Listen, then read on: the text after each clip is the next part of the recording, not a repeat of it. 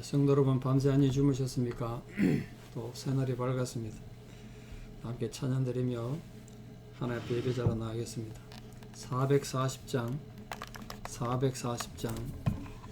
예전찬서 497장입니다. 어디든지 예수 나라를 이끌면 간다는 찬송입니다. 440장 예전찬서 497장 찬양드리겠습니다.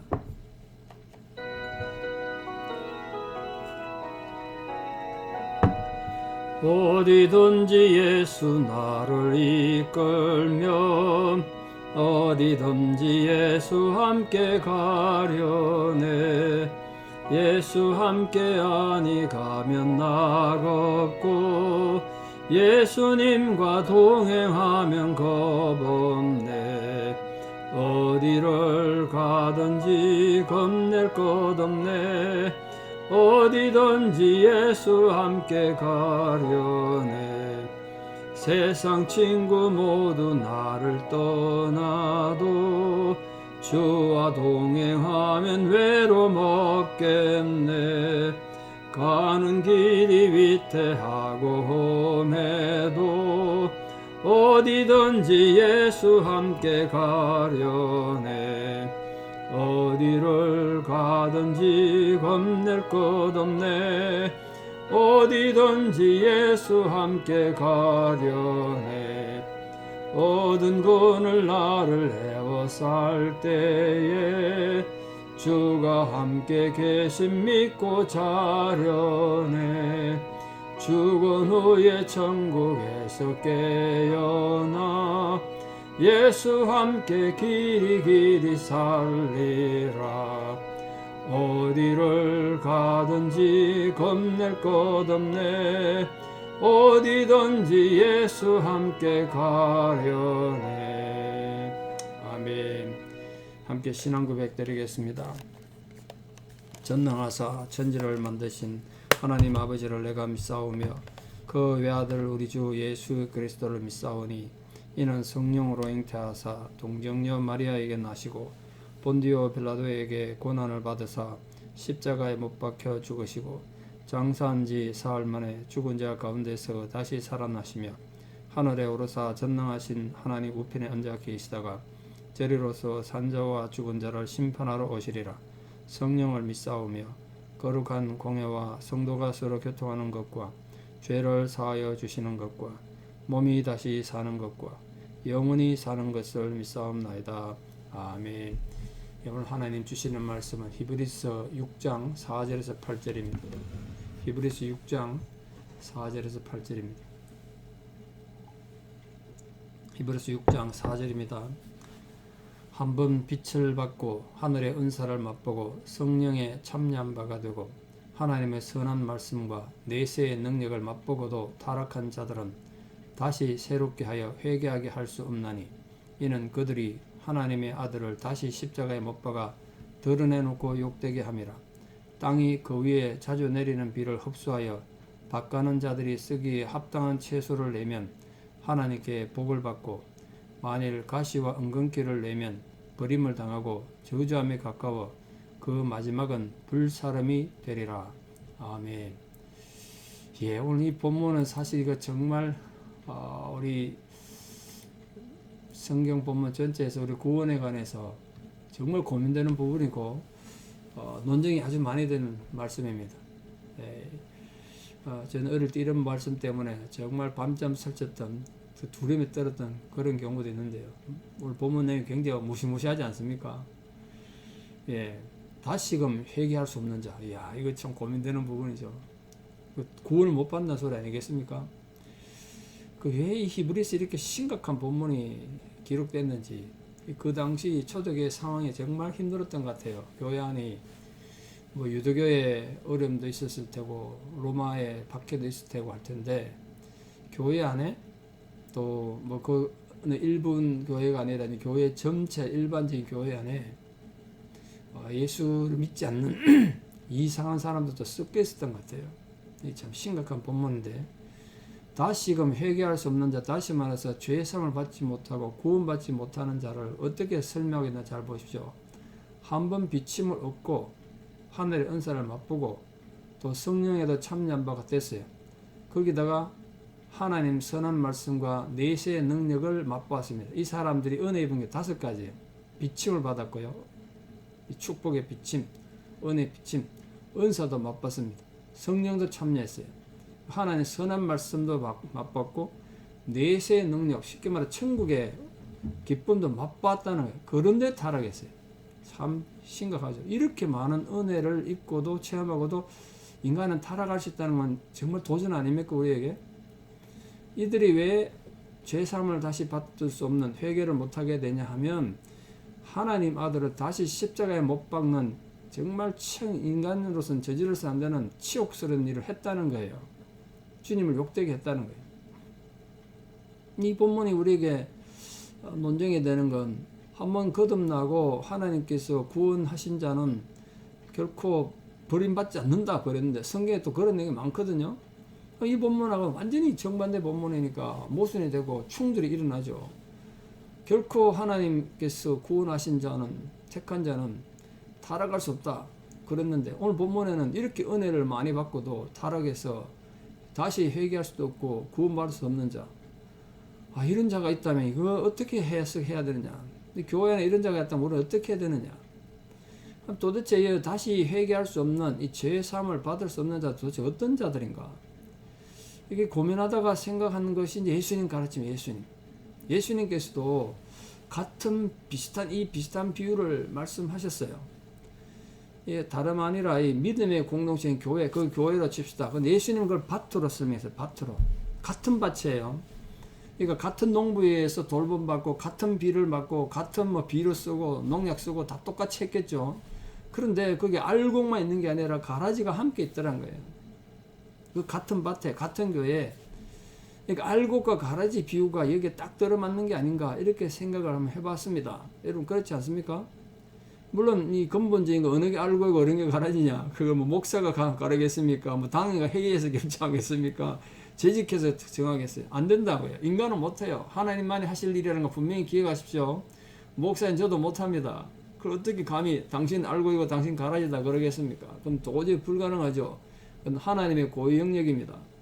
함부로 저 사람 알곡이다, 저 사람 가라지다 그렇게 말하지도 말고 또 그런 말에 의미 둘 필요는 없습니다. 중요한 건 나는 혹시 가라지가 아닌가, 나는 다시 회개할 수 없는 죄사함을 받을 수 없는 자는 아닌가에 대한 이 두려운 반성은 있어야 되죠. 우리 신앙에 대한 자각은 있어야 돼요. 근데 하여튼 이 알곡과 함께 섞여 있는 이 같은 밭, 같은 교회 안에 이 가라지 같은 신자들이 있다는 거예요. 근데 가라지들도 일시적으로나마 영적 체험도 하고 은혜 가운데 있는 그런 삶을 살았어요. 그렇기 때문에 은혜 가운데 사는 사람들은 가장을 해요. 근데 결론적으로는 하나님의 경건의 능력을 부인하고 하나님을 욕되게 하는 자였다는 거예요. 그러니까 이런 자들은 하나님도 무섭지 않은데 그런 사람이 있을 수 있죠. 야, 저 사람 정말 하나님 무섭지 않나. 교회 와서 저렇게 하나님이 없는 행동을 저렇게 하느냐. 그건 누가 말리겠어요. 누가 또 가르치고 누가 그걸 고치겠습니까? 하나님만 하는 거죠. 그런 자들은 결국은 멸망의 심판 이른다는 거에 회개할 수 없고 하나님을 욕되게 하는 자들. 그러니까 이 본문은 예수님의 그 알곡과 가라지 비유의 가르침과 마찬가지로 가라지 같은 신자가 되면 안 된다는 영적인 각성에 정말 좋은 본보기 아닌가. 예수님이 알곡과 가라지 비유하면서 너희들이 교회 안에서 알곡과 가라지 갈라치게라. 누구는 알곡이고 누구는 가라지다. 그래서 서로 비판하고 나누고 싸우라. 이런 뜻으로 말씀하셨겠습니까? 또 나는 너희들이 가라지가 되기를 바란다. 그런 말씀 하셨겠어요? 제자들 보고 오늘 우리 성도님들 보고 어떤 상황에서 알곡은 가라지가 되면 안 된다. 그 교훈이고 또 하나는 너희들이 알곡으로 세상을 살다 보면 많은 고통을 당할 거야. 가라지 같은 그런 교인들이 있을 거란 말이에요. 그때 상처받지 마라. 가라지도 보고. 여러분, 만약에 여러분 우리 모두가 알곡인 줄 믿습니다. 근데 그 알곡이 섞여 있는 가라지 때문에 상처받고 힘들 때 그 가라지 때문에 만약 알곡이 신분을 잃어버린다면 그보다 억울한 애 어디 있습니까? 그러지 말라는 거야. 오늘 본문도 마찬가지 아니겠습니까? 그러니까 하나님께서 성도들에게 주신 그 믿음을 우리가 굳게 부여잡음으로써 정말 믿는 자에게 주신다고 주님 약속하셨던 그 놀라운 축복과 영생의 축복을 온전히 받아 누리는 자가 돼야 된다. 그런 뜻에서 이 본문을 말한 겁니다. 자, 그러면 이 하나하나 말씀을 좀 우리가 생각해 볼 필요가 있죠. 영적 체험을 지금 아까 제가 5가지 말씀드렸는데 한 번 비침을 얻었다 그랬습니다. 첫째, 한 번 비침 얻었다. 뭘 비쳤다는 뜻이겠습니까? 그 뭐 복음에 관한 가르침을 받아서 은혜 받았다는 뜻도 되실 거고요. 또 하나님이 자기 삶에 너 그래 살면 안 된다. 올바른 길을 가르쳐 주실 수도 있죠. 어둠에 있는 자들에게 길을 가르쳐 주실 수도 있고 죄 가운데서 회개하도록 만들었을 수도 있죠. 또 복음의 진리를 항상 빛으로 설명하고 있지 않습니까? 너희는 세상의 빛이라고 주님 말씀하셨는데 그때 생명의 빛, 진리의 빛 그걸 깨달았다는 거예요. 말씀을 통해서. 설교도 그 은혜 받은 적 있어요. 가라지도 은혜 받는다는 게 참 신기하고 고민되는 거죠. 두 번째, 하늘의 은사를 맛보고 세 번째, 성령에 참여한 바가 됐습니다. 한마디로 표현하면 하늘의 은사나 성령이나 뭐 비슷한 거 아니겠습니까? 우리 흔히 말하는 대로 성령의 장중에 사로잡혔다는 거예요. 성령의 능력 가운데 살았어요. 성령이 주시는 화평과 희락과 오래 참음과 자비와 양성과 충성과 온유와 절제 같은 그런 은혜를 이 사람도 누렸던 적이 있었다는 거예요. 그런데 그걸 버리고 세상으로 가고 자기 욕망으로, 자기 고집으로, 자기 정의감으로 빠져버렸다는 거예요. 그 마지막으로 2가지는 하나님의 선한 말씀, 생명의 말씀, 그 선한 말씀을 맛보고 내세의 능력도 맛봤습니다. 내세의 능력도. 말 그대로 말씀이 송이꿀보다 더 달다는 감격을 느낀 거예요. 설교도 그 은혜를 엄청 받았대요. 그런 느낌이 있었어요. 근데 그 은혜 다 어디 가버렸냐는 거예요. 내세의 능력도 맛봤어요. 이후에 내 삶이 어떤 삶이 있고 천국의 삶이 어떤 건지 다 알았어요. 근데 그 말씀을 믿고 지키는 자에게 주시는 이 내세의 상급이 어떤 것인지 깨닫게 되었는데도 불구하고 그렇게 못 살더라는 거예요. 이처럼 영적 체험은 하나님께 소망을 두고서 하나님만을 신뢰하고 또 하나님만을 바라보고 또 인간을 바라보지 않고 하나님만을 위한 봉사의 삶을 사는 자라면 누구나 체험할 수 있는 그런 하나님의 은사 체험 아니겠습니까? 그러니까 하나님 언제나 하나님만을 바라보는 자에게 가장 좋은 것을 주시기를 원하세요. 항상 그렇죠. 그러므로 우리는 순전한 마음으로 하나님 경외하는 가운데 날마다 이 좋은 은사, 하늘의 은사를 잃어버리지 않도록 정말 다시는 회개조차 할 수 없는 구원의 능력에 다시는 참여할 수 없는 그런 비참한 성도가 되지 않도록 자신의 영성을 잘 관리하시고 깨끗하게 자기를 잘 지키는 분들 되기를 바랍니다. 자기는 대단한 알곡이라고 큰 소리 치는데 결국은 가라지였다면 결국 본인 책임 아니겠습니까? 지난주도 설교드린 것처럼 구원에 관한 한 개인의 자유와 책임에 있다 그랬습니다. 책임. 오늘 본문이 그거죠. 누가 그 사람으로 하여금 하나님 은혜가 오지 못하도록 막은 게 아니란 말이에요. 자기가 그 하나님 은혜의 빛을 받고도 버려버린 거예요. 그렇다면 이 하나님 앞에 하나님 은혜를 받은 자의 삶과 그렇지 못한 자의 삶을 우리 어떻게 이해되느냐. 자, 7절, 8절에 보시면 그 비유로 지금 설명하고 있는데 다 비유로 썼어요. 자, 보십시오. 땅이 그 위에 자주 내리는 비를 흡수해서 밭 가는 자들이 합당한 채소를 내게 만들었다. 이랬습니다. 자, 그러면 땅이 뭡니까? 땅이 비를 흡수했다. 땅. 그럼 성도들을 말하는 게 성도들. 그 비는 뭘까요? 하나님께서 하늘 내리는 은혜, 성령의 감동, 하나님의 은사를 말해요. 그 땅이 비를 맞아서 열매를 맺는 거예요. 그 신앙의 열매를 말하는 거예요. 그럼 밭 가는 자들은 누굴까요? 밭 가는 자들. 이 밭 가는 자들이 누구냐가 좀 해석이 쉽지 않은데, 이 땅을 가는 자들이지 않습니까? 그 땅을 기초로 사는 자들이에요. 그러니까 단순히 뭐 교회 지도자들이라 이런 개념이 아닌 것 같고, 우리가 성도들이 이 세상의 땅이 됐단 말이에요. 그 위에 사는 자들, 그건 누굴까요? 그 신앙이든 아니든 우리 성도들과 관계 맺는 모든 인간관계일 수도 있고, 또 뭐 목회자일 수도 있고, 뭐 그렇죠. 제가 여러분 땅에다가 이제 밭을 갈고 여러분 땅 같은 마음에다가 이제 신앙의 열매를 맺도록 노력해서 하는 그런 존재가 될 수도 있죠. 누구든지 간에 이 세상 인간관계든 뭐 목회자 같은 영적 지도자든 하여간 성도님들의 행동에 여러분의 삶에 직간접 영향받는 그런 분들을 말해요. 뭐 세상 전체로 볼 수도 있습니다. 그런데 땅이 그 위에 자주 비를 내리는 그 비를 흡수해서 합당한 채소를 냈다. 그 열매를 맺었다는 거예요. 열매를. 그게 무슨 열매를 맺었느냐? 한번 비침도 얻었고 하늘의 은사도 맛보고 성령에도 참여한 바가 됐고 하나님의 선한 말씀도 맛보고 내세의 능력도 맛본 성도가 그게 합당한 인격의 열매, 신앙의 열매를 맺었다는 거예요. 그걸 말해요. 우리 그렇게 살아야 되죠. 그럼 첫째는 하나님 기뻐하시겠죠. 우리 삶을 보고 네가 그런 상황에서 이렇게 아름다운 열매를 맺었구나. 또 우리 이웃들에게 교회뿐만 아니라 모든 사람들에게 유익이 되는 신앙의 열매를 맺지 않겠습니까? 그게 아름다운 신앙의 열매라는 거예요. 아름다운 신앙의 열매.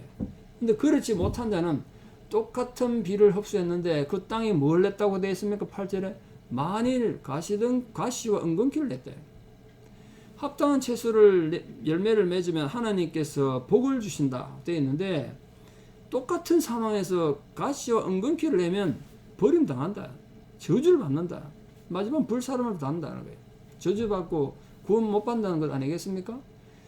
여러분 우리가 말로나 행동으로 가시나 은근키를 낸다는 건 하나님을 욕되게 하는 것이고 하나님을 진노하게 하는 거 아니겠습니까? 다른 사람들에게는 해가 되는 그 육신의 열매를 맺는 거예요. 그래서 말이나 행동에서 절대로 가시나 은근키 같은 성도가 안 되도록 우리 주의해야 되지 않겠습니까? 정말 조심하셔야 돼요. 전혀 다른 열매 맺는 이 두 부류의 성도들에 대한 하나님 보응이 달랐다는 거예요. 가시와 은근키가 저주의 산물이듯이 이런 열매 맺는 거짓 성도들은 하나님의 저주와 멸망의 심판을 받는 거 뭐 당연하지 않겠습니까? 또 심판을 받아야 안 되겠습니까? 그런 존재들은. 그러니까 여러분 성도님들이 교회 안에서 가시와 은근키 같은 존재 본다고 거기 상처받거나 그걸 또 거기에 걸려 넘어지지 마십시오. 그러나 신앙의 참된 열매를 맺는 진짜 참된 성도들에게는 하나님이 풍성한 축복을 주신다는 거예요. 이상과 같은 이 비유와 교훈은 우리 신앙을 좀 돌아보게 하지 않습니까? 이런 본문 여러분 겁나지 않습니까? 이걸 가볍게 넘어가지 마십시오. 이 새벽에 이 말씀을 잘 가지고 나는 누구인가? 나는 정말 이 때를 따라서 아름다운 열매를 맺는 자인가? 아니면 가시와 은근키를 맺는 자인가? 내 입에서는 무엇이 주로 나가는가? 가시와 은근키를 나가서 나는 다른 사람 찌르고 괴롭히는 자인가? 아니면 내가 아름다운 열매를 맺어서 남들에게 축복을 주고 위로를 주는 자인가? 여러분 인격의 열매, 삶의 열매를 아름답게 잘 맺어서 여러분 때문에 지치고 힘든 사람들이 위로받고 용기를 가지는 그런 성도 되면 얼마나 보기도 좋고 아름답겠습니까? 하나님도 그런 자들에게 복 주신다는 거예요. 그러니까 우리가 하나님이 내리시는 비를 맛보면서 열매를 맺어가는 자들, 그런 아름다운 열매, 그 성령의 열매 아니겠습니까? 우리는 과연 어떤 열매를 맺고 있는가? 성령의 열매를 맺는가? 육신의 열매를 맺는가? 놀란 하나님 은혜를 체험하고도 그걸 내버려 가지고 다시는 회개할 수도 없는 저주받는 존재가 되어서는 안 되는 것이 아닌가? 그런 자신을 돌아보는 성도이 되기를 바랍니다. 만약 우리가 맺은 열매가 육신의 열매를 맺고 그리고 성령을 거역한다면 정말 큰일이죠. 그러므로 우리가 항상 어떤 때라도 성령의 소욕을 이 성령 앞에 다 깨뜨리고 성령의 소욕을 다 버리고 이 육체의 소욕을 다 버리고 성령을 쫓아 사는 하나님의 사람, 아름다운 열매를 맺는 때를 따라 열매를 맺는 성숙한 성도님들, 주님의 축복이 되는 그런 성도님들 되셔서 하나님께서 마음껏 축복하실 수 있는 복된 성도들 되시기를 진심으로 축원합니다. 기도드리겠습니다. 아버지 하나님의 은혜와 사랑을 감사합니다. 죽어 마땅한 저희들을 부르셔서 하나님께서 우리에게 구원을 베풀어 주셨는데 인간의 자유의지는 그 하나님 구원조차도 거부할 수 있다는 사실을 우리가 깨달았습니다. 하나님께서 아들에게 주신 모든 자는 구원을 얻는다고 하셨는데 우리가 주 예수 그리스도에 대한 순종과 헌신을 통하여 올바른 열매를 맺어가는 축복받는 주의 자녀들 되고 주의 제자 될 수 있도록 은혜를 다하여 주시옵소서. 참으로 우리가 은혜의 빛을 받고 복음의 감격을 맛보며 성령의 은사도 맛보면서도 회개조차 할 수 없는, 그래서 다시는 주님 앞에 용서받을 수 없는 그런 악한 존재가 될까 너무나 두렵습니다. 주님께서 같은 밭에 알곡만 있는 것이 아니라 가라지 있다고 분명히 경고하셨습니다.